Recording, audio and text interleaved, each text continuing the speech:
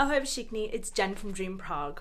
And here in Prague, out on the streets, you can see all the little minions running to school with their fresh new backpacks on because it's September and the Czechs are all back in school.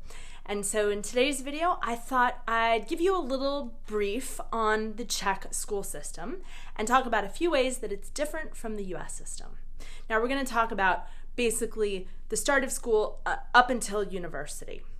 It's actually quite complicated with the same words that the Czechs use meaning different things in the American system. So I'll try to be as clear as possible. But first, a little story time, sponsored by italki. Did you know that up until 1989, Russian was the compulsory foreign language in Czech schools? And then when communism ended rather abruptly, the Russian teachers had to switch almost overnight to teaching English. So often the teachers were like 1 or 2 chapters ahead of their students. There's a whole generation of Czechs who maybe didn't get the fundamentals of English in their school years, but now they have to do business in English, and they probably don't feel 100% confident in their English skills. I have a solution. Let me tell you a little story. I took French for 3 years in high school, and it was a disaster. Catastrophe. I barely remember anything. But this summer, I was invited to give a speech at a French wedding where almost none of the guests understood English or Czech. So I went on italki, and I found a French teacher who helped me translate my speech. She then recorded it for me, and I listened to that recording over and over and over again until my pronunciation was parfait. And then I gave that speech to a crowd of French speakers in a language I barely understand. Perhaps you have to give a work presentation in English or in Czech. Wouldn't it be great if your grammar was correct and your vocabulary was precise and your pronunciation was perfect? Why not hire an italki teacher to help you? Italki teachers set their own rates, so you can find one that suits your budget. What a great investment in your career. Did you know that 19 hours of italki lessons is equivalent to a full semester of language learning in a traditional school? And here's the best part. italki lessons are specialized to meet your exact needs. And you only pay per lesson. There's no long-term contracts. But because you set the time to take your lessons, you can take them even when you're on the road. So click the link below and sign up for italki for free right now. Or maybe after this video. When you do, you help me support this channel so I can keep making you more videos. So thanks. Okay, sharpen those pencils, uncap those highlighters. It's time to dive into the Czech school system. Here's my caveat.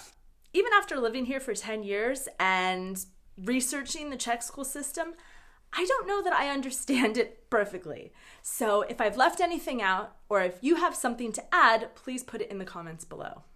The Czech child's foray into formal education begins with the mateřská škola, literally the maternity school, or what we Americans would call preschool and kindergarten. You can see these schools all around Prague with cute little drawings decorating the windows. Daycare centers for small children began to become popular in the Czech lands in the early 19th century because of the Industrial Revolution, and the women had to go to work. And so their children were left to wander around unsupervised, join various beggar gangs, or die of injuries. So the initial preschools in the Czech Republic were more like daycare centers to keep little František away from the knives. Then in the late 1860s, the German concept of kindergarten was introduced in this country more formally, the first one opening here in Prague. But the concept of early education wasn't new here, because the concept and teaching methods were already conceived of by the great Czech philosopher and pedagogue Jan Komenský, who influenced all of Europe with his pedagogy. According to Komenský, no child should be excluded from education because even the least gifted child can be somewhat educated. That's nice. He also rejected corporal punishment for ignorance. Man ahead of his time. So, these public preschools are available starting at the age of 3. Once little František turns 5, he attends a mandatory Předškolní rok, or a preschool year, within this mateřská škola, to prepare him for 1st grade. This is the equivalent of an American kindergarten year. School is compulsory for 9 years in the Czech Republic. In the United States, school is mandatory up until the age of at least 16, and in many states to the age of 18. But, let's be honest. Did you really learn anything in your last few years of American high school, other than how to cut class? After the mandatory preschool year, the Czech student advances to základní škola, meaning basic school, which lasts for 9 years, completing the compulsory education for Czech students. The American equivalent is primary school, 1st through 5th grade, and middle school or junior high for 6th through 8th grade. After that, young František is free to go out and get a job. Just maybe not a job that uses sharp objects. He also has the option to advance to střední škola, which comes in many flavors. Střední škola means literally middle school, but the Czechs think of it as secondary school. In the US, middle school is a term for 6th, 7th, and 8th grade.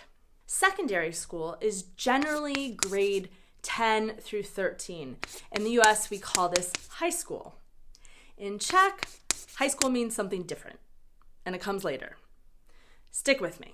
So here's where I see a big difference between the US schools and the Czech schools. At this point, many Czech students begin to specialize a bit in an area of study. Most American students don't specialize or declare a major, as we call it, until we are 2 years into university.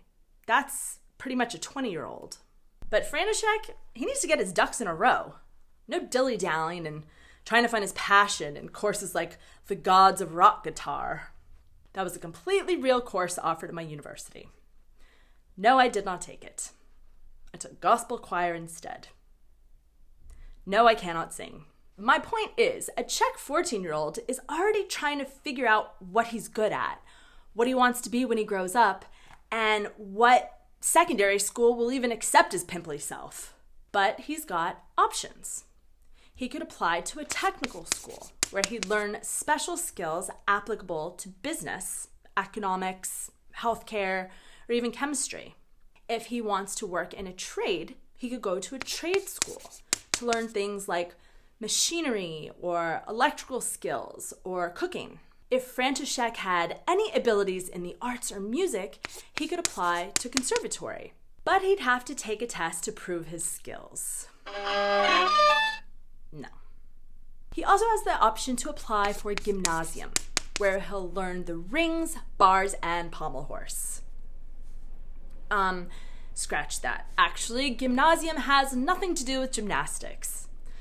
Well, it used to, in ancient Greece. But in Czech, the word gymnasium is what Americans might call a prep school, since its main purpose is to prepare students for university studies. Unlike American prep schools, which are mostly private, Czech gymnasiums are public. But they do require a test. A Czech gymnasium can last 4, 6, or 8 years, depending on when you start or at what age you pass the entrance exam. So if our František was a real go-getter, he's not, he could have taken the test to get into gymnasium as early as 5th grade. But if he doesn't pass, he can always try again in the 7th grade and again at the end of basic school. The word gymnasium actually comes from ancient Greece, where young men were educated both physically and mentally. The root word gymnos means naked and refers to the young male students who attended part of their lectures in the nude. I'm going to let that joke tell itself. At the end of gymnasium and some other secondary schools, František, who's now 18 or 19 years old, would have to take his maturitní zkouška, or his diploma exam. The maturita is the equivalent of the high school diploma in the US, and the student needs to have it in order to advance to vysoká škola, or high school. In Czech, high school means college or university or other higher education. Since 2008, this exam has had two parts: the common state exam and an exam particular to the school and the subjects that František focused on. Which makes sense since these schools all are very specialized by area of focus. Those who graduate from a vocational school would receive a vocational certificate and usually start working in some apprenticeship in their field. In most US states, you don't take a graduation test. You just have to pass all of your high school requirements, which is usually a certain number of different types of classes, and you have to have passed each individual class. In some US states, you can test out of school early and get your GED from passing a basic general education test.